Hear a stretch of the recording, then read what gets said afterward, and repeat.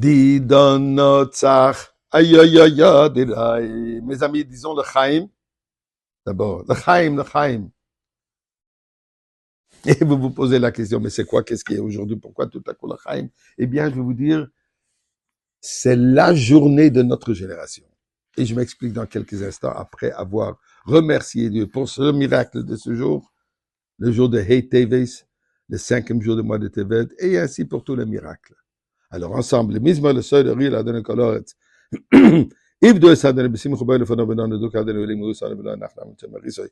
Boy show besel khatzres besil hayder bakh shmoy ki toy vadene le lam khazdav yader veder mon seuil de nom de la tzedaka. Dans cette journée propice avec toutes nos prières, c'est une journée pleine de bénédictions, d'une énergie extraordinaire. Mais c'est quoi? Alors écoutez.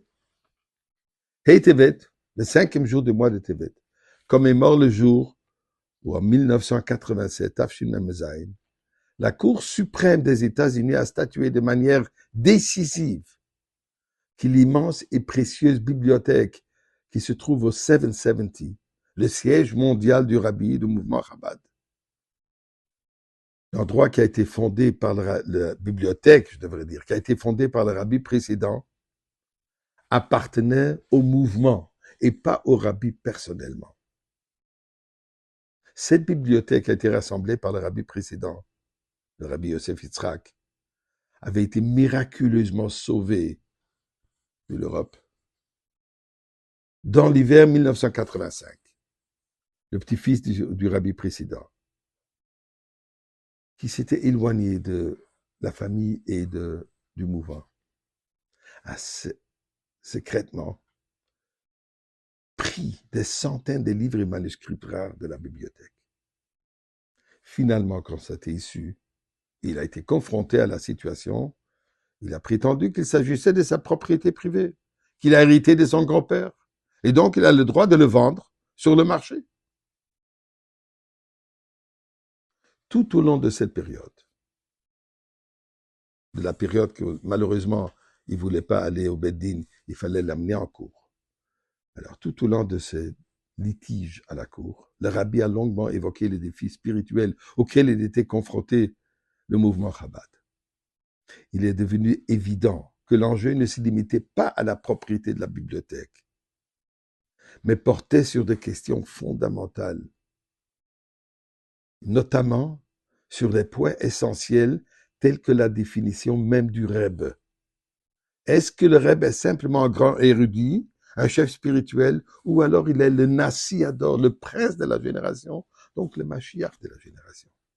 Le Reb a précisé aux avocats une lettre du précédent rabbi au professeur Alexander Marx de New York, dans laquelle il affirmait que sa bibliothèque n'était pas une collection personnelle, mais un dépôt d'œuvres inestimables, d'une valeur inestimable pour le peuple juif et appartenant au mouvement qu'il dirigeait.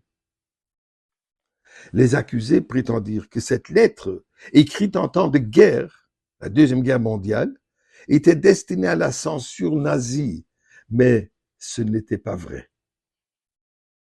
Le juge américain Charles Sifton écrit dans sa décision: non seulement la lettre, mais même dans la traduction de la lettre, ceci témoigne des sentiments et de sentiments et de sincérité.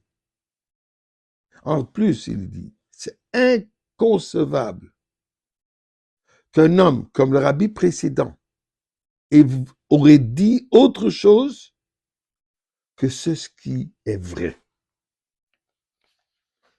La femme du rabbi, la Rebbe Tzachai Mouchke, donc la fille du rabbi précédent, quand elle fut interrogée sous serment sur la propriété des livres, elle répondit: non seulement les livres appartiennent aux chassidim, mais le Rebbe lui-même, il appartient aux chassidim.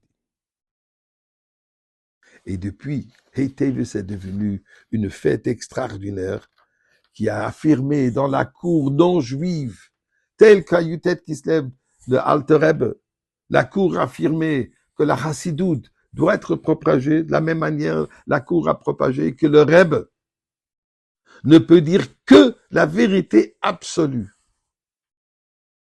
Et de cette manière, nous devons comprendre que c'est ce que le Rebbe affirme comme prophète, comme leader de notre génération, que nous sommes au seuil de la Géoula, c'est la vérité absolue. Et c'est à nous de ne faire qu'une petite action de plus. Donc c'est une journée d'acheter des livres, comme le Rabbi a demandé, des livres de Torah, et aussi de demander des barachot, de se connecter au Rabbi, de demander des barachot, et particulièrement la baracha de la Géoula Shlema.